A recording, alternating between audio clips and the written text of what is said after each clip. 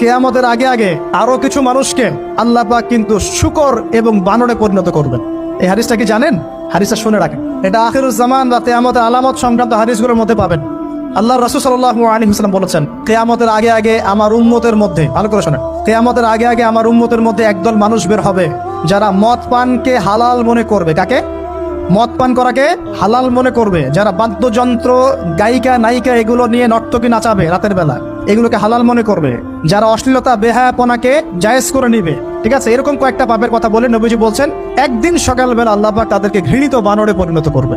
এটা হবে সামনে, কখন কিভাবে হবে আল্লাহ ভালো জানেন। এবার আমি কনসেপ্টে চলে আসি। এই যে পৃথিবীতে নেমে আসলাম, তাহলে আমরা কোত্থেকে আসছি ভাই? আমরা কি পৃথিবীর অধিবাসী ছিলাম? আমরা জান্নাতে ছিলাম, ওখান থেকে আল্লাহ পাক পাঠিয়েছে। এবার পৃথিবীতে এসে আদম আলাইহিস সালামের যুগে খুব একটা দুর্ঘটনা ঘটে নাই, একটা ঘটেছে। কয়টা? একটা। ভাই হাবিলের কোরবানি কবুল হয়, কাবিলের অন্তর্দাহ হয়, জ্বালা হয়। কেন হাবিলেরটা কবুল হবে, কাবিলের কেন হচ্ছে না? এই হিংসার বশবর্তী হয়ে কাবিল হাবিলকে হত্যা করে ফেল। হত্যা করে লাশটা দাফন করার পদ্ধতিও তার জানা ছিল না। আল্লাহ কাককে পাঠালেন, কাককে দেখে সে শিখলো। প্রথম দুর্ঘটনা হচ্ছে হাবিল কাবিলের দুর্ঘটনা। বলে রাখি, আজকেও নিজের ভাইয়ের বেশে বহু কাবিল মুসলিম সমাজের মধ্যে ঘুরে বেড়ায়। নিজের ভাইয়ের লেবাসে, পোশাকে, সুরতেই বহু কাবিল এখনো কিন্তু মুসলিম সমাজে ঘুরে বেড়ায়। তো আমরা কাবিলদেরকে কাবিলের পরিণতি সম্পর্কে সচেতন করতে চাই। হাবিল বলেছিল, তুমি যদি আমাকে মারতে আসো, আমি তোমাকে মারার জন্য হাত বাড়াবো না। হাবিল জান্নাতে যাবে আর কাবিল জাহান্নামে যাবে। কেন কাবিল জাহান্নামে যাবে? নবীজি বলেছেন, পৃথিবীর প্রথম হত্যাকাণ্ড সংগঠিত করেছে কাবিল। এই কারণে পৃথিবীতে যত খুন হবে, সমস্ত খুনের পাপের একটা অংশ কাবিলের আমলনামায় যোগ করা হবে। বলে নাউজুবিল্লাহ। একটা কথা মনে রাখবেন, সদকায়ে জারিয়া যেমন আছে, গুনাহে জারিয়াও আছে। একটা মদের দোকান দিয়েছেন, যত মানুষ মদ খাচ্ছে, সমস্ত গোনার একটা অংশ আপনার কাঁধে আসছে।